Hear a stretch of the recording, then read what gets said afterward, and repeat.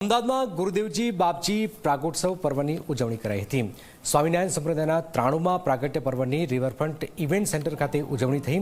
આ કાર્યક્રમમાં મુખ્યમંત્રી ભૂપેન્દ્ર પટેલ ઉપસ્થિત રહ્યા। કાર્યક્રમમાં મુખ્યમંત્રીએ સંબોધન કરતા જણાવ્યું કે આપ સૌને એકતા અને પ્રેમના પર્વની ધૂળેટીના પર્વની શુભેચ્છા આપી। ધૂળેટી પર્વ સ્વામિનારાયણ સંપ્રદાય સાથે જોડાયેલું છે। મંદિરો આપણી સનાતન વિરાસતનું અભિન્ન અંગ છે।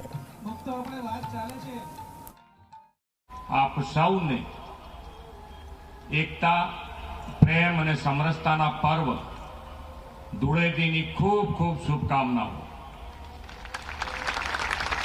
धूळेटी पर्व स्वामिनारायण संप्रदाय साथे गाढ़ रीते वणायेलुं छे।